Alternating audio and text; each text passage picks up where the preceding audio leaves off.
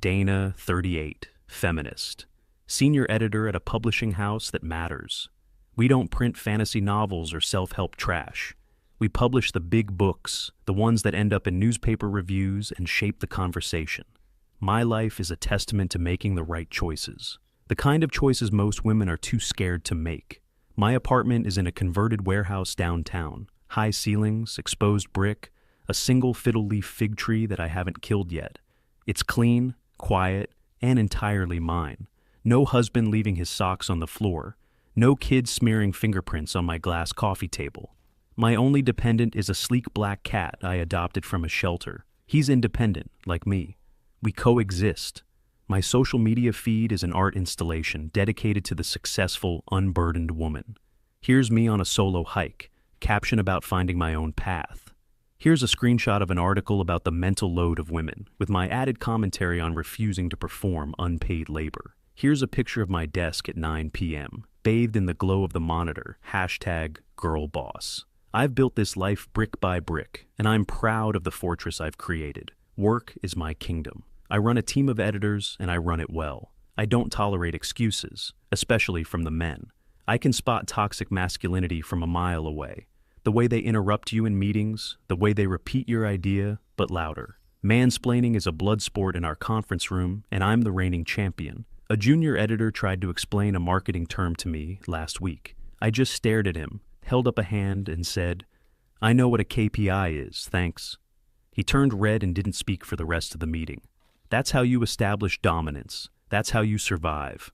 My current obsession, my white whale, is a writer named Eugene. He's about 30, maybe a little older, an investigative journalist who made a name for himself with a series of articles on corporate corruption. He's smart, he's sharp, and he's annoyingly handsome in a rugged intellectual way. He has a book proposal out, and every publisher in the city is fighting for it. I want it. I need it. He isn't just another author, he's a peer, an equal. The kind of man you build an empire with, not the kind you build a picket fence with. This project is more than just a job, it's a statement. The only person who seems unimpressed by any of this is David from the sales department. He's probably around 40, maybe a bit more. He has that tired, settled look of a man who gave up on his dreams a decade ago. His desk is a shrine to domesticity. A coffee mug that says "World's Best Dad." A framed photo of two messy-looking kids and a smiling, plain-faced wife. He's always leaving at 5 p.m. on the dot. I once heard him on the phone, earnestly discussing the pros and cons of different brands of diapers. I look at him and feel a profound sense of pity. He's a walking cautionary tale. A man trapped in the patriarchal prison he helped build. He represents everything I fought so hard to escape. Sometime in the spring, the company decided I needed an assistant. I argued against it. I'm self-sufficient. I don't need someone to fetch my coffee. But HR insisted. It was a new company-wide initiative. Her name was Ava. She was 23. Fresh out of some liberal arts college, bright-eyed and full of a kind of naive optimism I found exhausting. She showed up on her first day in a floral dress and sensible flats. She had a pen and a notepad and looked at me like I was a celebrity. I decided I would mentor her. I would show her what a powerful woman looks like. I'd deprogram her from all the fairy tales she'd been fed. My first big move was to schedule a preliminary meeting with Eugene. I finally got him to agree to come into the office. I spent 2 days preparing. I reread every article he'd ever written. I put together a deck outlining my vision for his book. I prepared counter-arguments for every possible objection he could have.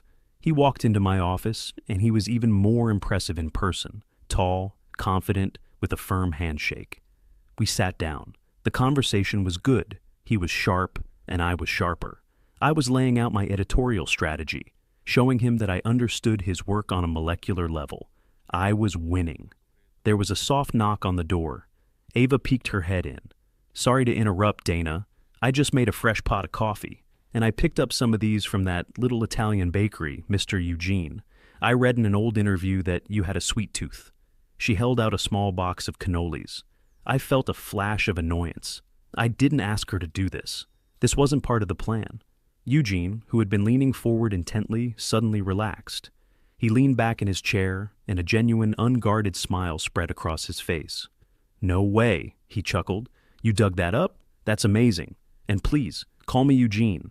He took a cannoli and gestured for her to come in. For the next 5 minutes, my meticulously planned meeting was derailed. He wasn't talking to me about his book. He was talking to her about bakeries. He asked her where she was from, what she studied in college. She told him she was from a small town and loved to read, and she was just so excited to be working here. He listened to her with this focused, amused expression. I sat behind my large, imposing desk, feeling like a piece of furniture. I cleared my throat. "Well, as I was saying about the chapter structure," Eugene turned back to me, his professional mask back in place, but the energy in the room had shifted. The connection I thought I was building had vanished. I told myself it was nothing. He was just being polite to the office junior. Men like him appreciate a powerful mind, not a plate of pastries. A couple of weeks later, Eugene started coming into the office more regularly to work on the final proposal. He didn't have a permanent desk, so he used one of the empty cubicles near my section. And I started to notice a pattern. Every morning he'd arrive, and the first place he'd stop was Ava's desk. Not mine, hers. He'd lean against the partition, coffee in hand, and just chat with her. I couldn't always hear what they were saying, but I could hear her light, tinkling laugh. One afternoon, I was working on some cover concepts for a different book. I saw Eugene walk over to Ava's desk and show her the mock-ups on his tablet. I watched them for a solid minute, him pointing at the screen, her nodding, and offering her thoughts. I finally got up and walked over. "If you need a second opinion, Eugene, my door's always open. I've been doing this for 15 years. He looked up, seeming surprised to see me there. "Oh, hey Dana. Yeah, I know. I just wanted to get a layman's perspective, you know? Someone outside the industry bubble. Ava's got a great eye." Ava blushed and looked down at her keyboard, suddenly very interested in her email. I felt a hot, prickling sensation on the back of my neck. I gave a tight smile and retreated to my office. I started giving Ava more work, busy work, transcribing hours of interview tapes, fact-checking dense manuscripts, organizing the digital archives, a project everyone else had been avoiding for years. I told myself it was for her own development, to learn the nuts and bolts of the industry. But a small, ugly part of me just wanted to see her buried in so much work she wouldn't have time to laugh with Eugene by the water cooler.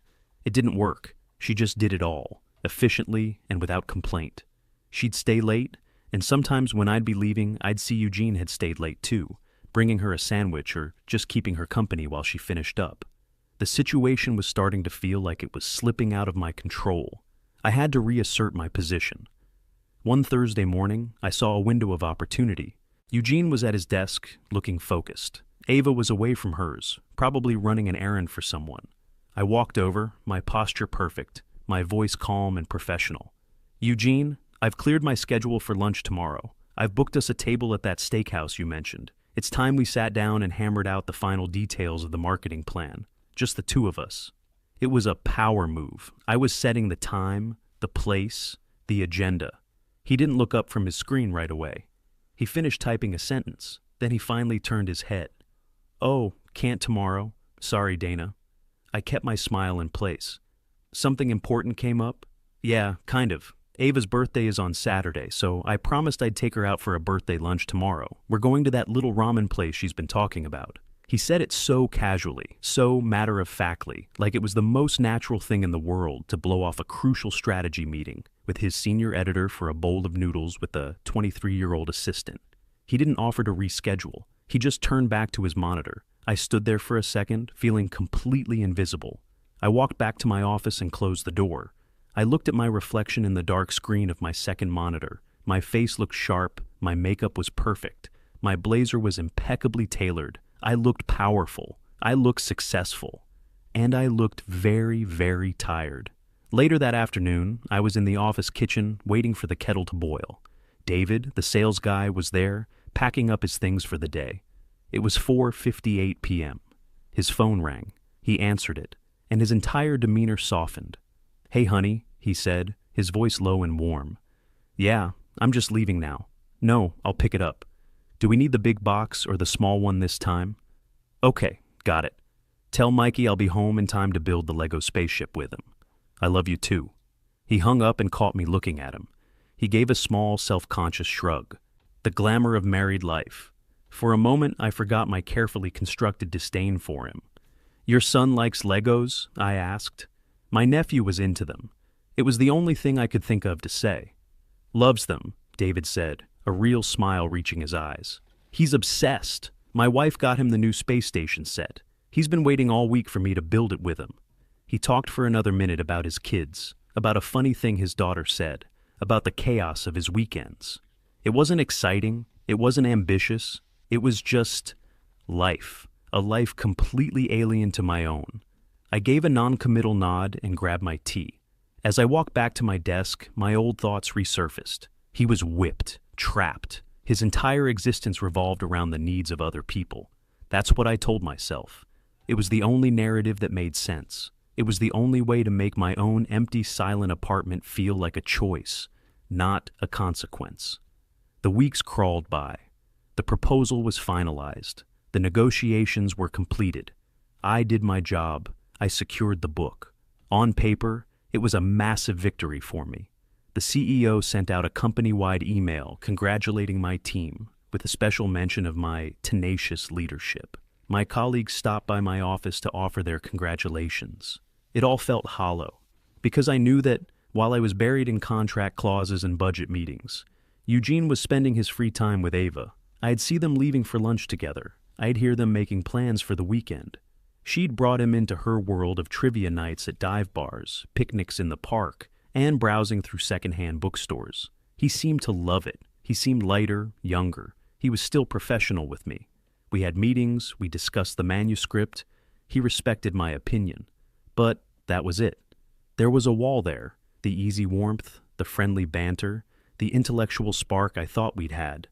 That was all reserved for her. I felt like I was losing a game I didn't even know I was playing. I started to analyze Ava, trying to understand her power. It wasn't her looks. She was pretty, yes, but in a simple, girl-next-door way. She wasn't a bombshell. It wasn't her intelligence. She was smart enough, but she wasn't a genius. She didn't challenge him or debate him. She just listened. She'd ask him about his day and seemed genuinely interested in the answer. She'd remember a tiny detail he mentioned weeks ago. She'd laugh at his bad jokes. She was his cheerleader, his refuge. And I was his boss, his intellectual sparring partner, the woman who corrected his grammar in an email. I had spent my entire adult life learning how to be a man's equal in the boardroom. I had never learned how to be his peace at the end of the day. I started to feel a bitterness I'd never experienced before. It was a sour taste at the back of my throat. I looked at her and saw everything I'd been taught to despise. A woman who made herself agreeable. A woman who put a man's comfort before her own ambition. I told myself she was weak, that she was playing a long, manipulative game, using outdated feminine wiles to trap a successful man, that she was setting the feminist movement back by 50 years.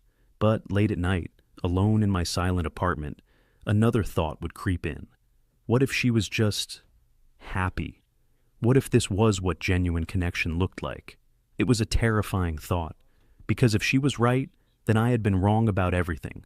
My entire life, my entire identity, was built on the foundation that my path was the superior one. And now, a 23-year-old in a floral dress was making me question it all. The company decided to throw a party to celebrate the new acquisition. A proper one, at a trendy bar downtown with an open tab. This, I decided, would be my night. This was a professional event, my territory. Ava, with her soft skills and her gentle demeanor, would fade into the background. I would be in my element. I would be the center of attention, the architect of this success. I would remind Eugene who the real power player was. I spent 2 hours getting ready. I chose a dress that was severe and elegant. A black sheath that was all sharp angles. It wasn't a dress designed to be approachable. It was a dress designed to be admired from a distance. My hair was pulled back in a sleek, tight bun. My makeup was a mask of corporate perfection. When I walked into the bar, I felt like a general surveying her battlefield. I saw my colleagues, the junior editors, the marketing team. They all greeted me with respect, with a touch of awe. I accepted their congratulations with a cool, professional smile. I scanned the room for Eugene, and my perfectly constructed confidence began to crack. He was there, and so was Ava. She wasn't wearing a floral dress. She was in a simple dark blue cocktail dress. Her hair was down. She looked beautiful, effortlessly, incandescently beautiful. She was laughing, and Eugene was standing next to her, looking down at her with an expression that made my stomach clench. It was a look of pure, unadulterated adoration. I had never had a man look at me like that. Not once in my 38 years. I took a deep breath, straightened my shoulders, and walked towards the bar. One of the VPs stopped me. He was a portly man in his late 50s named Richard. "Dana, there she is, the woman of the hour," he boomed, clapping me on the shoulder a little too hard. "Brilliant work on this. Absolutely brilliant. You're a shark." I forced a smile. "Thank you, Richard. It was a team effort." It was the right thing to say, the corporate thing, but the word shark echoed in my head. Is that what I was? A cold, solitary predator. I got a glass of expensive wine and found a spot where I could observe. I watched them. Eugene and Ava. They weren't attached at the hip, but they were a unit. A gravitational center around which others orbited. People would come up to them, talk for a bit, and then drift away, leaving them in their bubble. Eugene would have his hand on the small of her back. She would lean in to hear him over the music. Small, intimate gestures that screamed, "we" and "us." I saw David, the sales guy, standing with some of his team. He looked out of place in the trendy bar, his off-the-rack suit a little too big in the shoulders. He was checking his watch, probably anxious to get home and relieve the babysitter. The CEO, a tall, imposing man named Mr. Harrison, clinked a glass to get everyone's attention. The music died down. "Good evening, everyone," he started, his voice resonating through the room. "I just want to say a few words to celebrate this incredible new partnership." He talked about the company's vision, about the importance of bold new voices. Then he got to the thank yous. "I want to extend a huge thank you to the entire editorial team," he said, gesturing vaguely in my direction. "And of course, to their fearless leader, Dana. Her strategic insight and relentless pursuit of excellence were instrumental in getting this deal across the finish line." There was a round of polite professional applause. I nodded my head, acknowledging it. It was what I had expected, but he wasn't finished. "And I also want to give a special personal thank you to someone who truly went above and beyond," he continued, his voice warming. "Someone who embodies the spirit of collaboration and hospitality we pride ourselves on." He smiled directly at Ava.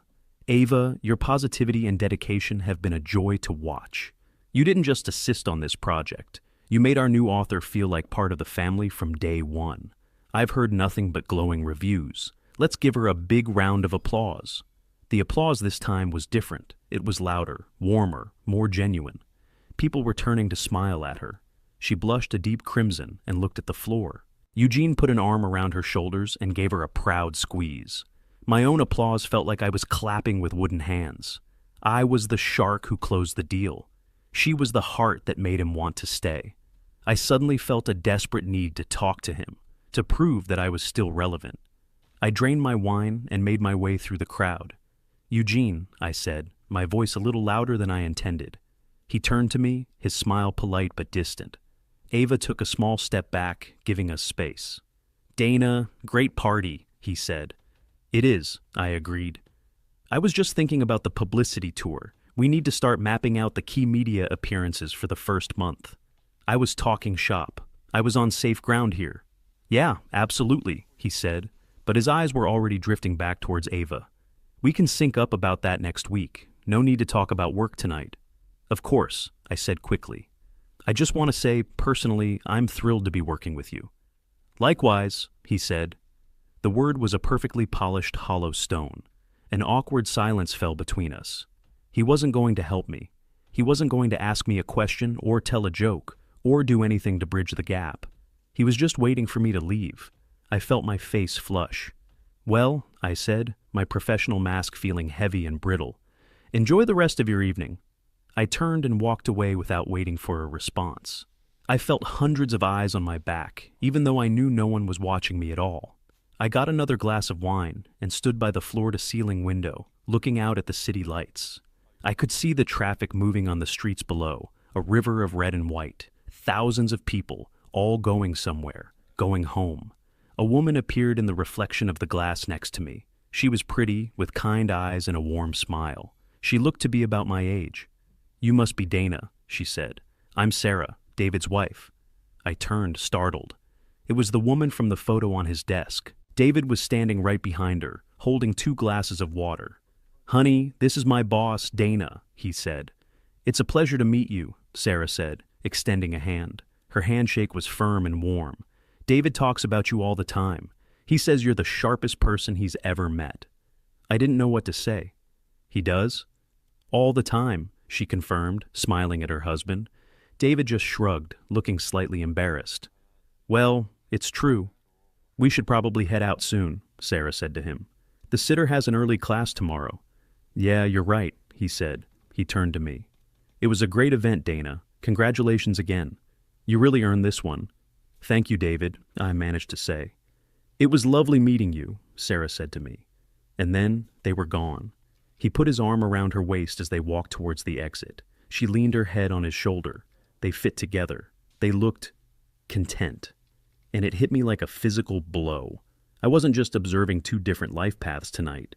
I was observing 2 different kinds of partnership. Eugene and Ava were at the beginning of something, full of passion, excitement, and discovery, the shiny new phase. David and Sarah were in the middle of it. The part that comes after the initial excitement fades, the part built on shared history, quiet understanding, and the decision to face the mundane realities of life, like babysitters and grocery runs, together. Both pairs had something I didn't: connection. I stood there, in my expensive dress, in the middle of a party celebrating my professional triumph, and I had never felt so profoundly alone. The room was loud, full of laughter and conversation, but all I could hear was a deafening silence in my own head. My career was my partner, my ambition was my companion, but tonight I realized they couldn't keep me warm. They couldn't put an arm around me and make the world feel a little less lonely. I looked across the room one last time. Eugene was whispering something in Ava's ear. She laughed, a real, uninhibited laugh, and playfully swatted his arm. He caught her hand and didn't let go. I turned and left. I didn't say goodbye to anyone. I just slipped out the door and into the cool night air. The taxi ride home was a blur. The driver tried to make small talk, but I just stared out the window at the passing city. My apartment, usually my sanctuary, felt like a museum. A sterile exhibition of a life that was supposed to be perfect. The silence was suffocating. I opened the fridge and saw a bottle of champagne a friend had given me a few months ago. "To your next big win," the card had said. This was it. The big win. I took the bottle out but didn't open it. Who would I share it with? My cat? He meowed and rubbed against my leg. For once, his aloofness didn't feel like companionship. It just felt like 2 separate beings sharing a space. I walked into my bedroom and sat on the edge of my perfectly made bed. I caught my reflection in the mirror, the severe dress, the tight bun, the mask of makeup. I looked like a stranger. I thought about my 20s when I was just starting out. I was so full of fire, so certain. I'd watch the older women in the office, the ones who were married with kids. I'd listen to them talk about parent-teacher conferences and pediatrician appointments, and I would feel a smug sense of superiority. I was different. I was going to have a career. I was going to be important. I wasn't going to let a man or a family derail me. I saw relationships as a distraction, marriage as a trap, children as the end of a woman's life. I dated, of course, but always on my terms. I dated men who were as ambitious as I was, which meant we were both too busy for a real relationship. Or I dated men who were less successful, whom I could control and ultimately discard when they became inconvenient. I never let anyone get too close. Intimacy was a vulnerability I couldn't afford. I thought I was winning. All this time, I thought I was climbing a ladder to the top. But tonight, I finally looked down and realized I had been climbing the wrong wall entirely. And I was 38 years old. The men my age, the good ones, the ones like David, they were already gone.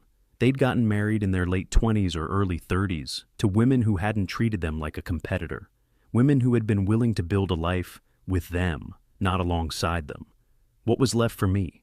Divorced men with baggage. Men who were still single at 40 for a very good reason. Men who only wanted someone younger. The market had changed, and I had completely misread it. My feminist ideals, my career-first mantra, they had been my shield. They had protected me from rejection and heartbreak. But a shield can also be a cage. I had protected myself so well that I had locked myself in. I pulled my phone from my clutch. My hands were shaking slightly. I opened the dating app I occasionally scrolled through out of boredom or loneliness. My profile was a carbon copy of my social media. Me, looking powerful and independent. Me, on top of a mountain. Me, giving a talk at a conference. My bio read, ambitious, independent woman looking for an equal partner to conquer the world with. No drama. My preferences were surgically precise. Age, 30 to 42. Education, master's degree or higher. Profession, something impressive. Status, never married, no kids. I had been swiping through the same limited pool of men for years. The handsome tech bros who were allergic to commitment. The finance guys who worked 80-hour weeks. The other sharks. It had never worked, not once. I stared at my own profile for a long time. It felt like I was looking at a character I had created. With a deep, shuddering breath, I went into the settings. I deleted the bio completely. Then I went to the preferences. My thumb hovered over the age range. I thought about Eugene, 30, falling for Ava, 23. I thought about David, around 40, happy with his wife who was his own age. My own pool of equals was shrinking by the day. I slid the lower end of the age range up, 30, 32, 35, 38.